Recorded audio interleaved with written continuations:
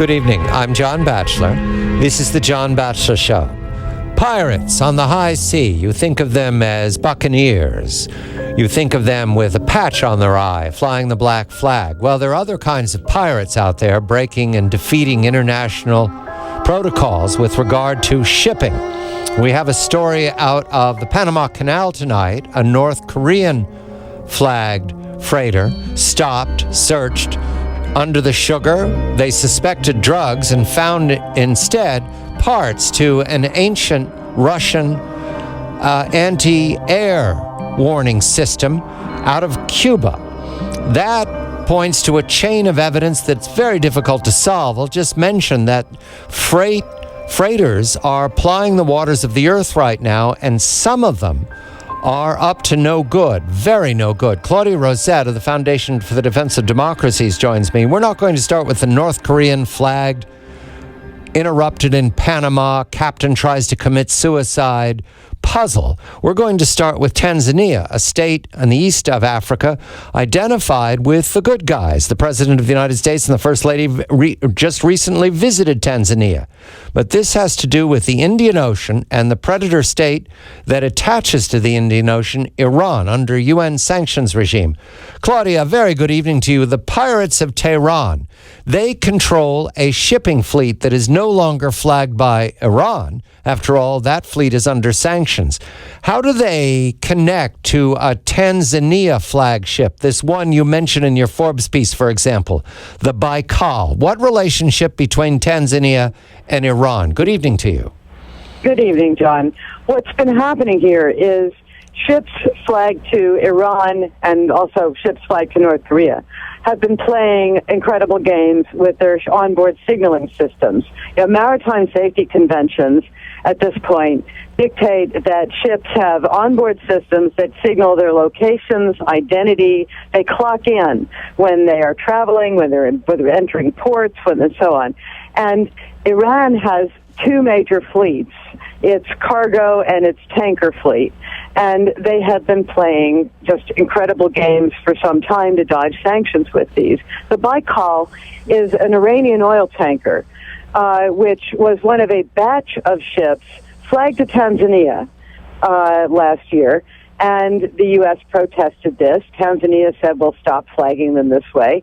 And officially, they have been deflagged by Tanzania. They show as flag unknown on a number of shipping databases.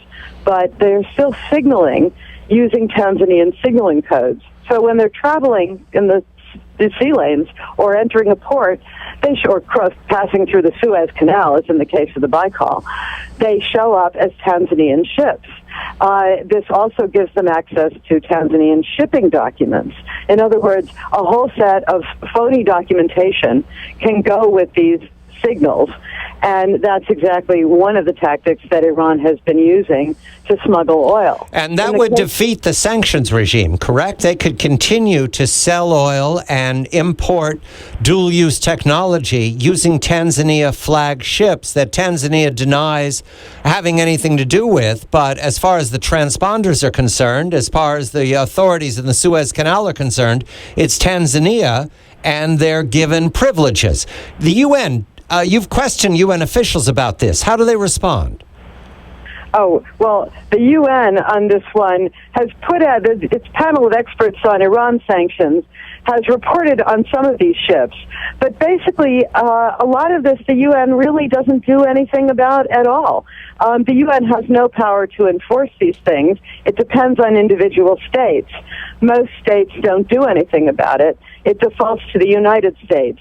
And the U.S. has been watching a lot of this traffic and trying to shut it down financially by trying to close off banking transactions that help these ships and so on. But as these ships default to registries where there's very, very lax enforcement, or confusion over who's responsible. Yes, Claudia, let's tell that story, because I recall the famous comic strip of Terry and the Pirates. It's very difficult to tell the bad guys from the really bad guys. Tanzania also flagged ships out of the archipelago of Zanzibar. Doesn't this sound like a Bob Hope Bing Crosby movie? All right. Yes, it does. And that's run by the so-called revolutionary government of Zanzibar. Claudia, I accuse you of making this stuff up. All right, but it's in Forbes.com. And that has its own maritime registry. That means that the Tanzania flagged ships can be flagged out of Zanzibar, and you've contacted a man, an American citizen, Chris Warren, who operates Filtex out of he's in Texas, but they operate Filtex out of the United States, and they're using Zanzibar-flagged, Tanzanian-flagged ships. Are they dealing with the Iranians through all these cutouts? It appears that they are, John. This is the operation here at so many levels, and at every level there are denials given that I've gotten from people, and yet the stuff still goes on. You're right. The Zanzibar has its own. This is revolutionary government of Zanzibar has its own shipping registry, which is contracted out to an agent, which out of Dubai under a company run by an American, Chris Warren, Filtex, has been registered these ships, and now says they're not registered anymore, and yet they continue to float the signal as flagged to Tanzania. So you see, this thing spans the world. And we can point to other tangles here. You've identified them, characters called Masood Zakian and the Zakian Surveyors and Loss Adjusters LLC, Iranian phone numbers that disappear, Iranian offices that are on websites and the next day they're not. This is a wonderful tangle, a deception, very successful.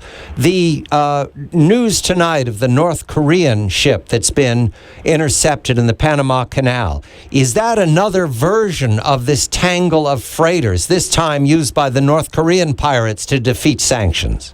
Yes, it absolutely is. And in fact, we should be very worried about Iranian-North Korean collaboration, which they've done on missiles, nuclear technology, and so on.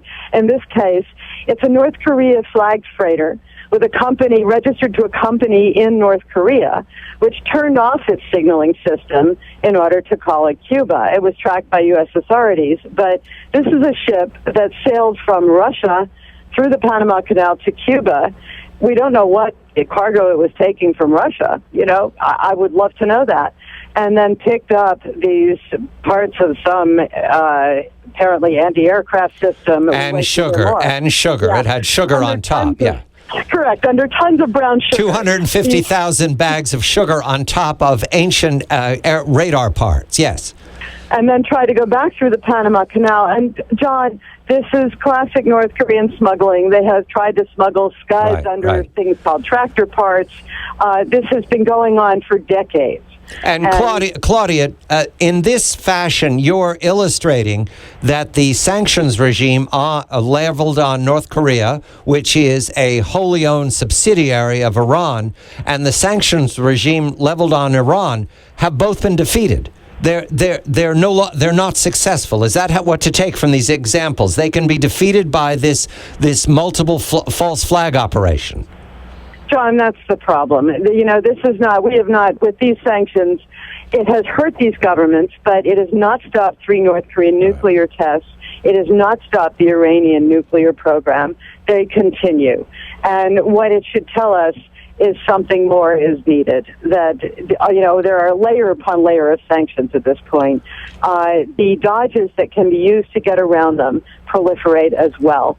And that's what we're seeing in the shipping traffic. They are evolving. The latest games have involved the signaling systems, where these ships try to deceive the people who are tracking them. But the greater problem is very few of these ships are actually stopped. They waited till this one got into the Panama Canal.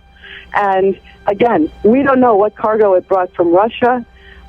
We don't know what a lot of other, I've been watching Iranian ships calling at ports in Russia. What are they trading? And we don't have, unless there is a firm decision taken in Washington that we really are going to do something about this and stop them on the seas, we don't have a lot of ability once we exhaust the ability to sort of turn off their banking access in ports friendly to us.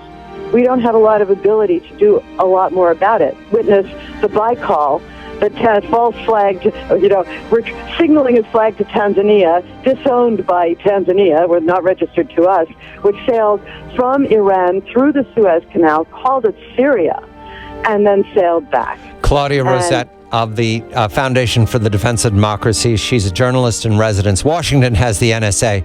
We have Claudia Rosett. You understand the story she's telling has a pattern that says the United States and the United Nations lose. North Korea and Iran win. Terry and the pirates fly the black flag of our enemies. I'm John Batchelor.